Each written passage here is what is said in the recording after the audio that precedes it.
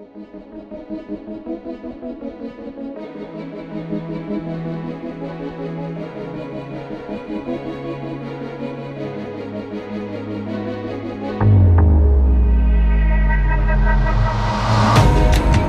be conscious in this world is to be aware of our shortcomings.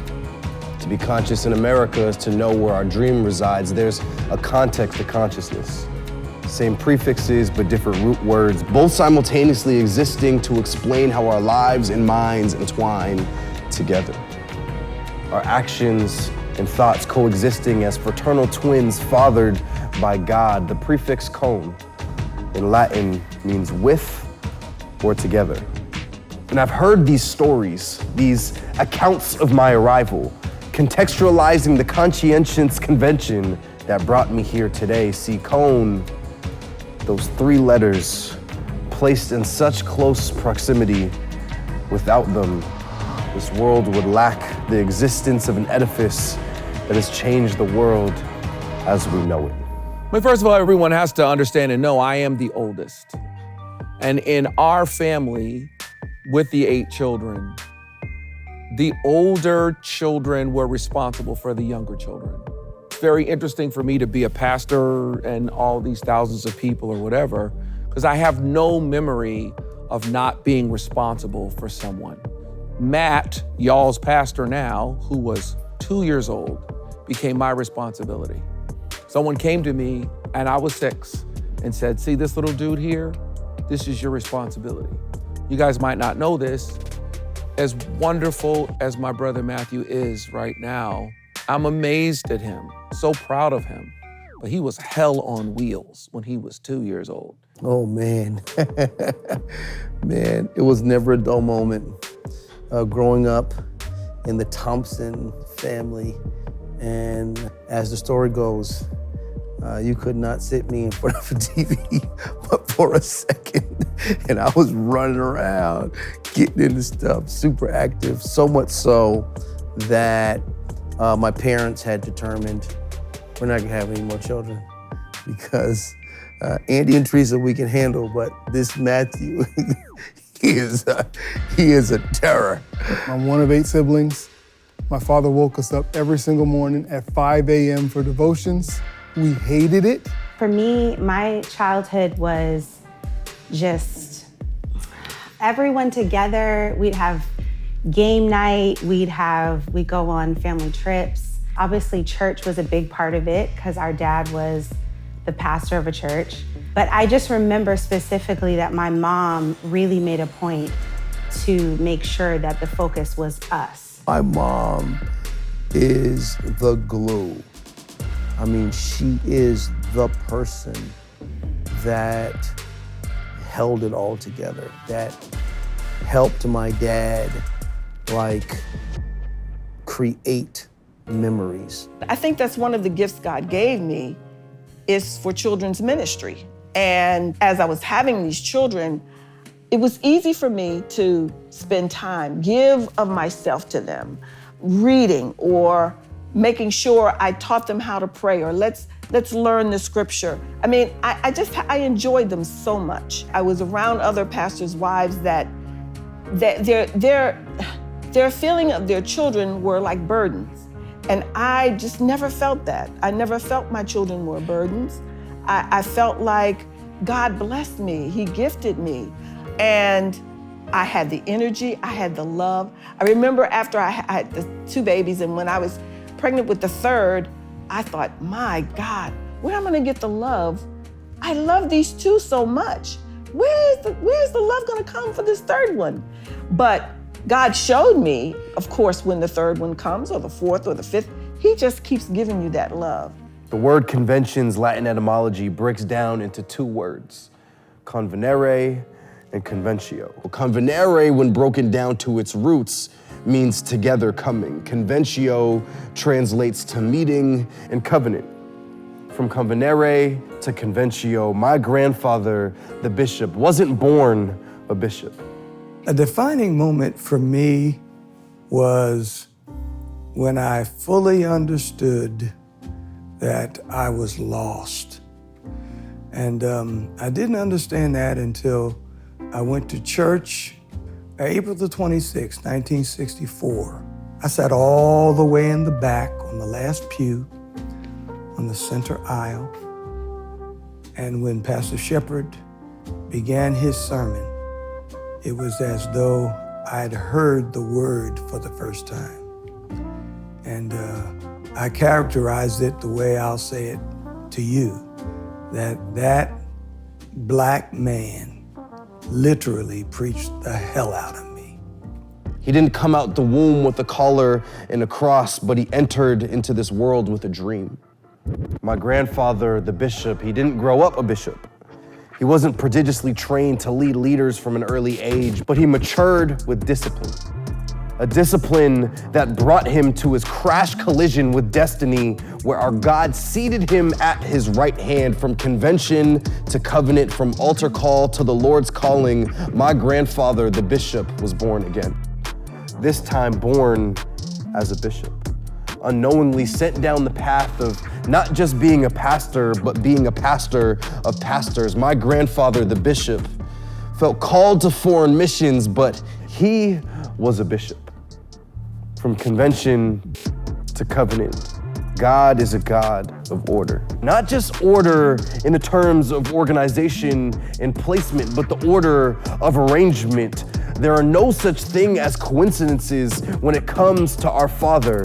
Legacy is continued in order. There has to be a trail left behind for legacy to be in front.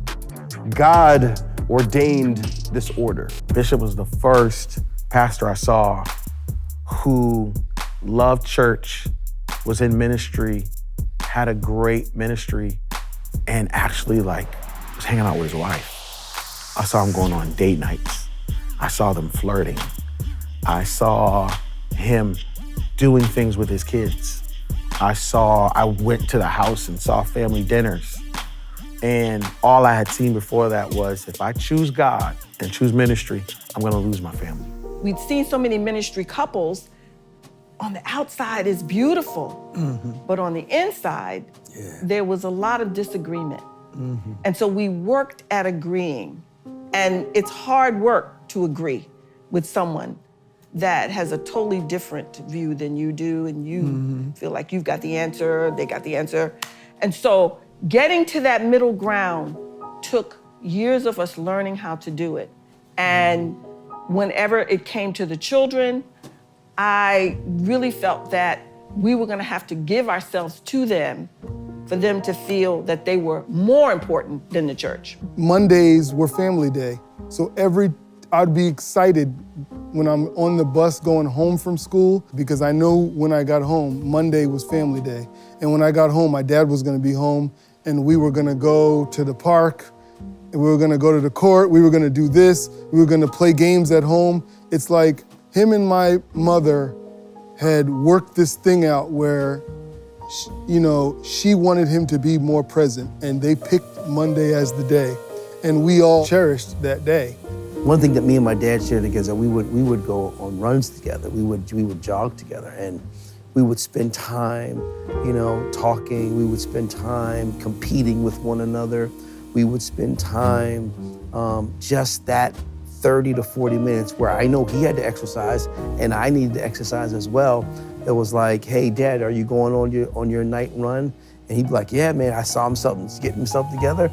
And I would be, I had already played basketball 3 or 4 times that day, but man, I was going on a run with my dad. And it was powerful to recognize that priority-wise, my ministry to my family was more important than my ministry to the church.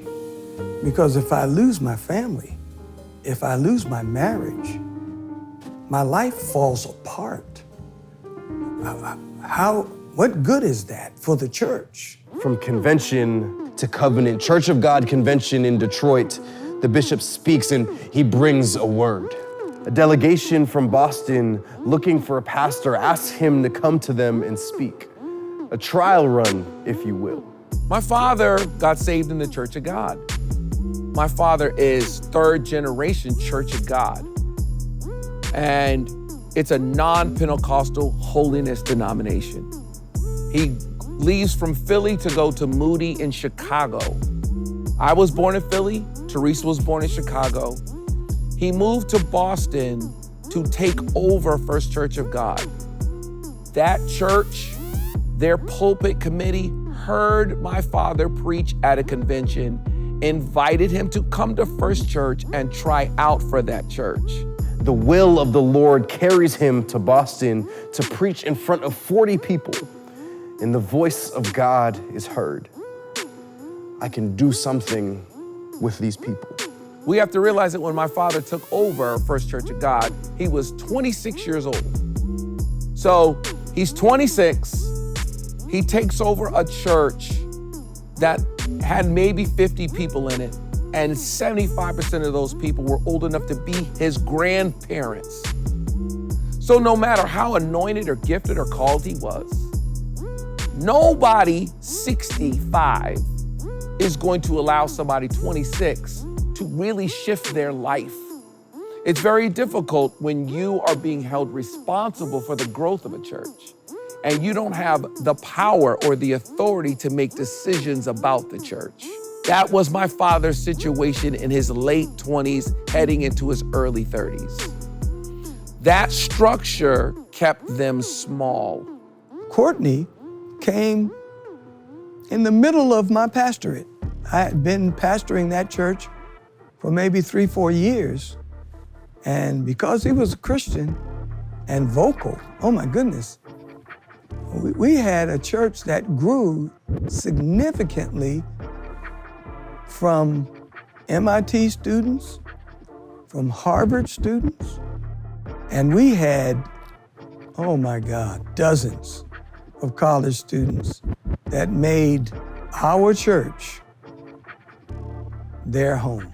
So I arrive in Boston, and there's a lady in Boston, and she's a part of the denomination that I grew up in. So the first church she took me to was the First Church of God, 600 Shawmut Avenue, Roxbury, Massachusetts. And at that time, I was 17.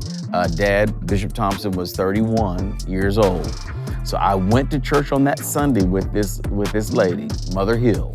And so Mother Hill took me to church. I heard Bishop preach one time. And she says, now, I've got another church I want to take you to next week. I said, ma'am, you won't need to take me anywhere else.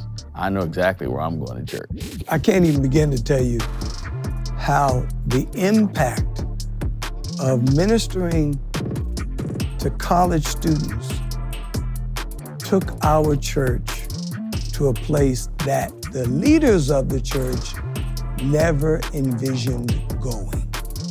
Now they want him to come in and bring in young people. But my father was very frustrated, and I got a chance to hear his frustration with the structure of the Church of God and First Church especially. And what they should have rejoiced over caused a problem for them. And at the same time, there was revival in the church that had grown out of the small group that I came to pastor. The small group didn't like the revival. You could just sense that something wasn't, and I remember hearing one day my parents saying, you know, we're gonna start a church. And I had no idea what that meant. All I know is that one Sunday we were at, 600 Shawmut Ave in Roxbury, and the next Sunday we were at the Bradford Hotel. And one Sunday we had 400 people in this church, and then the next Sunday we're at the Bradford Hotel with about 50 or 60 people, and 10 of them being family.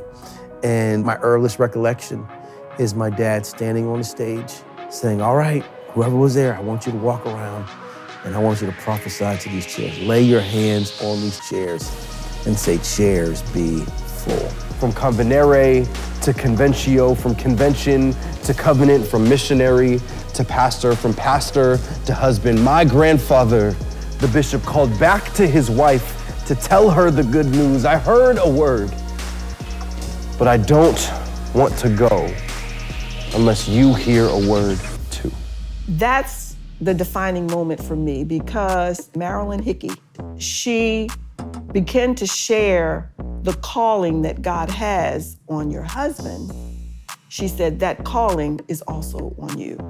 I'd never thought about that. I'd never seen myself called to the ministry or feeling that I had a ministerial position. Because the Lord had called us to be one, that he was also calling me to the ministry. And I cannot talk about Bishop Thompson well without talking about Mom. By the way, he wouldn't be the man he is today if it wasn't for her. Because later on, I got to meet her and I got to understand her wisdom. A woman of prayer in her own right, a woman who knows how to support her husband. If you really look at the passage in Ephesians, it says that we should submit to one another and unto God, who is the head of our life, is the head of our home, is the head of our church. So this partnership, this agreement, this understanding, I think is biblical. Agreement is the place of power, the foundation on which a covenant stands, a leader's submission to his counterpart, knowing that God is a God of order and would order her steps according to his. From the Church of God convention to a marriage covenant, God's promise stood. 3 days of fasting and praying. And to my grandmother, God said, I can do it my way or I can do it your way. And they have walked in that submission ever since. God, do it your way. From convenere to conventio, from convention to covenant, their agreement to depend on God's word brought them to Boston. If faith the size of a mustard seed could move a mountain, then faith the size of a word can move a family. Bishop Thompson gets up every day to pray, and he ain't playing. He's gonna pray. Bishop Thompson is memorizing scriptures. He's memorizing chapters. He's memorizing books of the Bible. I saw Bishop Thompson one day eating with his left hand. I said, Bishop, aren't you right-handed? He said, yes, son, I'm right-handed. I said, why are you eating with your left hand? He said, just to learn something, just to get my brain working differently, just to keep myself sharp. And I'm like, man, what kind of guy, just for no reason, just eats with his left hand when he's right-handed? He used to work so much, always at the hospital or always counseling somebody. And I remember at some point in my life, my father opened up my door and said, Phil, I was going to sleep. I'd never heard this before from him. And he was like, Phil, I love you. And I was like, oh, wow, I never heard him say that before. And I learned later that his dad had never said I love you to him. So you know how it goes down from generation to generation. It's like, at some point, there was a light bulb moment that went off in his head, and we've talked about it since. And that light bulb moment was, well, I wanted to hear my dad say I love you to me, and I never heard that. And so I do remember at some point in my life, I don't know if I was 10 years old or so, a shift happening. To all of a sudden, my dad would tell me he loved me. But depending on God does not come with an easy road. Simply read Job and you'll see the stories of the greatest hardships ever told. I've heard my grandmother say, I don't feel no ways tired, a phrase that keeps egging me on, knowing I'll never have to endure the hardships she faced. The racism in place in the city she had adopted as home. She recounts this story and the images invade my mind. The brick went crash, windows shattered, tears went splash, glass was splattered, heartbeats stopped, emotions tattered, room went cold, spirits battered, whites got bold, racists chattered, police were called, but none were gathered, hatred eyes, living hazard, crucified. Our color matters, a father's distance, a mother's heart was clattered, no expectation, but it never mattered. Blacks weren't allowed in this town. I don't feel no ways tired because she knew that God was having his way See, I tricked you. This isn't just the story of a church or the tale of the Thompson family. This is an ode to legacy. No. Actually, this is an ode to footsteps. A ballad of the battle to put one foot in front of the other. A sonnet of paving the path for others to follow. See, my grandparents, they knew the definition of tired.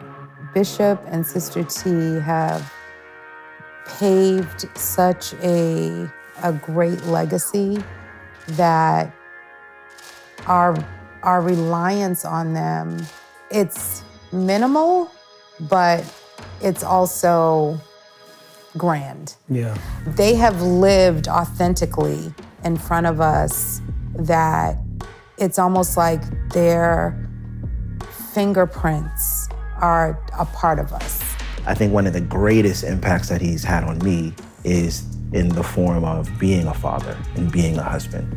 I've watched him model everything that he has ever said on the stage.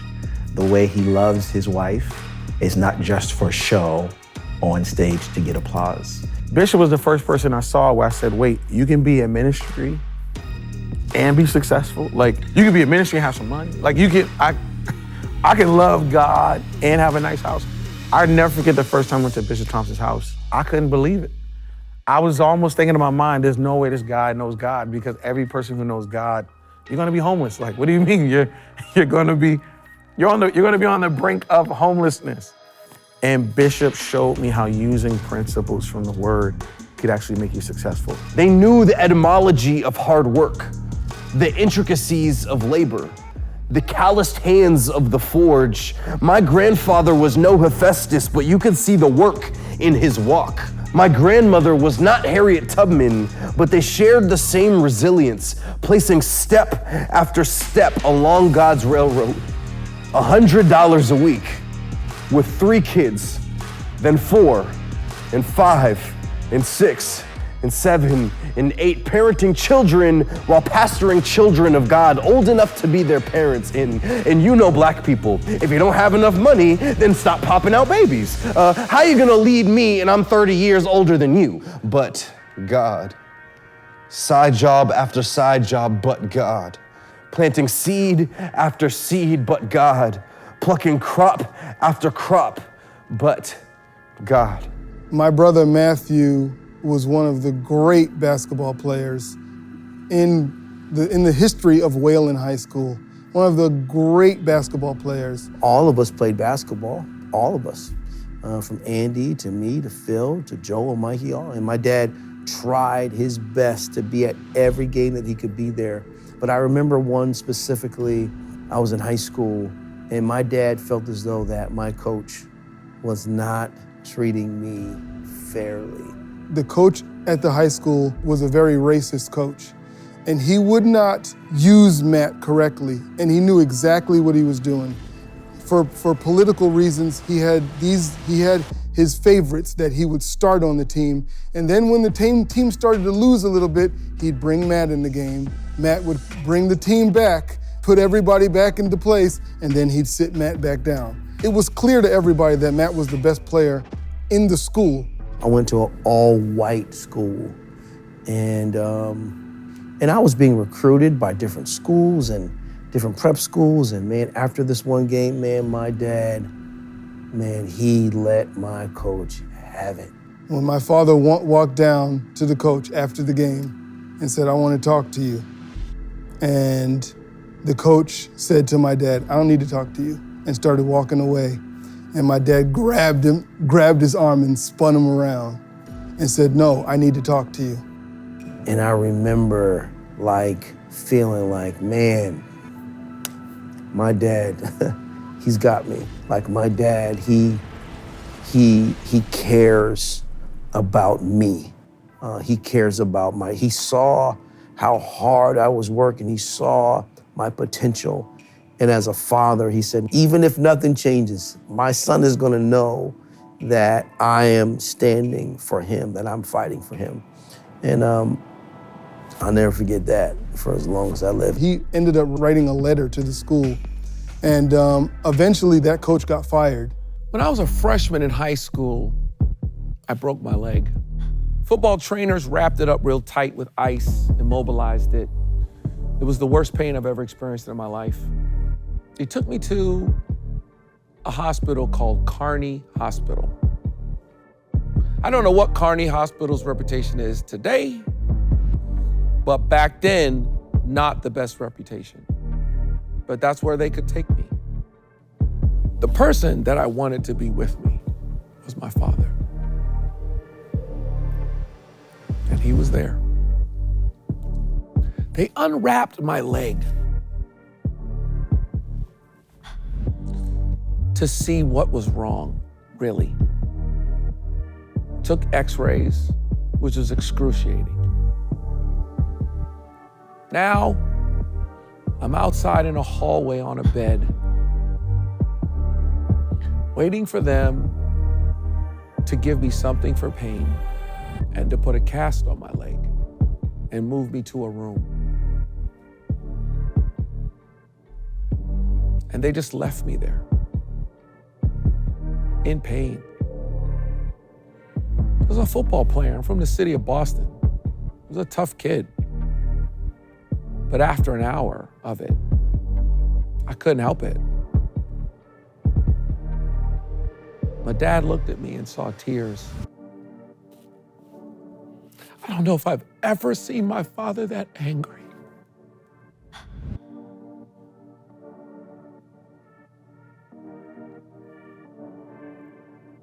He used his power.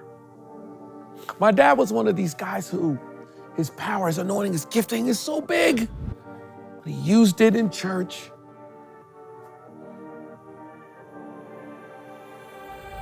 I never saw him fight for me like that. They got me in a room. They put a cast on my leg. Somebody came right away. They got me in a room. They gave me some drugs. I found myself in a hospital room with a cast on my leg because of that man. This was his way, my grandmother would say. Her mantra of dependence, her mannerism of submission. Then 40 turned to 400. His multiplication of obedience, his duplication of blessing. This was his way. But where God has a plan, the enemy has an attack. There's a storm brewing in Boston. Well, let me blow this cloud back. There's a power behind this church. So the enemy attacked the source. Agreement is the place of power. So I'll hit them where it hurts. The church of God is your covering. The leaders of your home, that's where your finance is, your provisional backbone. Then let's take away agreement. Let's make them throw some stones. You're not a pastor, you're a cultist like Jim Jones. This is what Jubilee is. Jubilee is an extension of my dad. He tells the story where he was in prayer, early morning prayer, and the Lord spoke to him and said, I'm changing your name to Gideon. And in that same conversation, the Lord said, and I'm gonna change the name of the church from New Covenant to Jubilee. The prayer and the worship in this house, there's a tilling that has happened. The ground has been broken up and seeds have been planted, and they have taken root and have gone deep. And that's why the worship in this house and the prayer in this house is at such a deep level. I heard a word preached that was life-changing for me. And I wanted to be a preacher and a pastor, and I said, I've got somebody I can follow. You know, he's young, he's got a family, he's married, beautiful wife. And so I'm thinking, this is what I need, this is my pattern. So there was a word, later I would find out that that was undergirded by prayer, which became a significant part of our relationship. There was family, and there was leading a church. He was my hero. He was everything that I wanted to be. He made a decision that he was going to do everything in his power to hear from God and to follow the voice of the Lord. So that kind of gave me like a sense of ownership of something. Somewhere in your gut, even for the stranger that walks into this church, I believe that they look at my dad and they say, this one actually lives it, you know? And there's something attractive about that. Convenere was now shattered. No more conventio, so the bishop says to Sister T, now it's time to go. Oh, what God can do with the enemy's plans, from the wrong convention to the right covenant. Gideon went from 22,000 to 300. My grandparents, the bishop and Sister T, they went from 300 down to just 80. But God said, I can do something with these people. And this was his way. There's a power in this ground. I brought you here to stay. So they went 9 years without.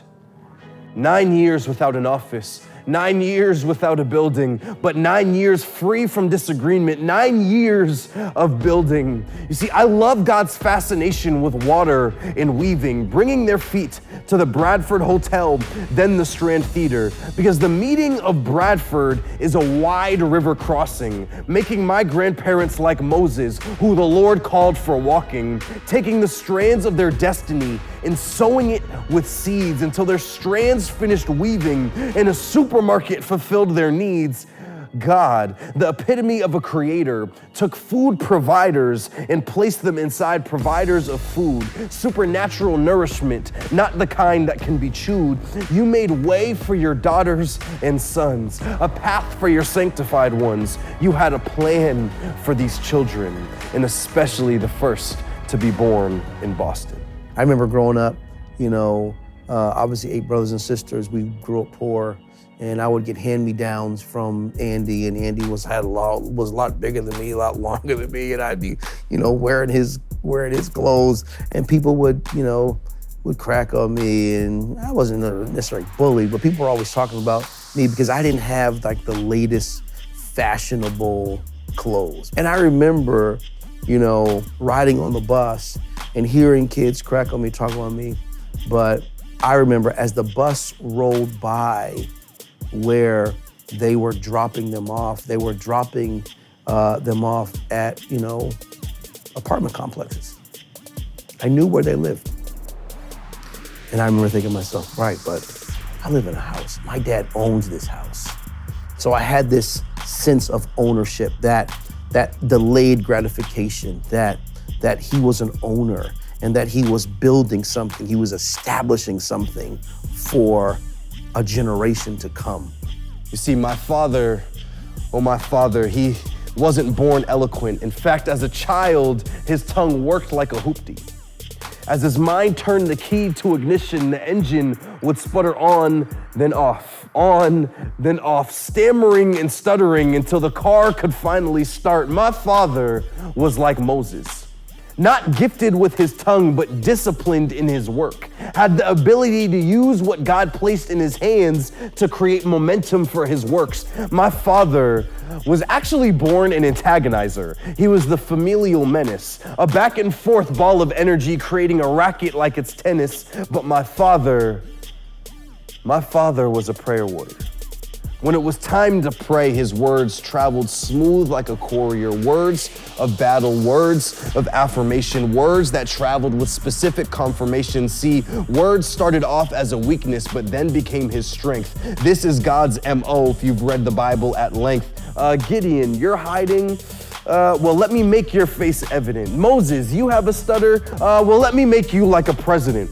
David, you think you're small. Well, I look on the inside. Your size doesn't matter. Your heart is what's relevant. The thing that really sparked me to think ahead of a succession plan was the fact that I had people in my life that had not done that. And it's painful to watch a person who should have let go yesterday and is holding on for a tomorrow that is fading. I was having a conversation with my dad's bishop, and I was just expressing to him, Bishop Garlington, expressing to him some of our challenges and what we were believing God for. And he said to me, "No, man, we've always known you're supposed to be the next pastor of Jubilee." And I said, "Bishop," I said, "if I'm supposed to be here in Boston God is gonna have to open the windows of heaven and say, you're supposed to be in Boston. And if you know Bishop Garlington, he said, what am I, chopped liver? He says, this is God. And so I remember like a few days later, my parents and I drove to a conference that Bishop Garlington was there. And we had like a 5-hour meeting, time of prayer and fellowship. And as we're driving back home, I'm like, man, I guess I'm gonna be the next pastor at Jubilee. My father, he carries the love of God deep inside his bones. Poured out his love to a daughter who to the world was not his own. My father has the audacity to believe. Forget faith the size of a mustard seed. He owns the factory of seeds. My father is a legacy carrier. And listen, so is my mother. My father's greatest decision was to marry her. My father is the father of fathers, the pastor of pastors, the master of masters. My father is a legacy carrier, you see, with so many sons that will carry his legacy like me. Now I stand here with hope, not because of the path that lies before me, but the path that lies behind me. See, I see legacy, what my grandfather laid before me, a path for my father, and then he laid one for me. See, I see the prophecy of legacy. Joel chapter 2, verse 28 through 30, and I'm the young man that is spoken in that prophecy. See, I see legacy. In actuality, I am legacy. When I think of Bishop's legacy, and I think of when it's all said and done, what will people remember and say about Bishop? It's a legacy of love and acceptance.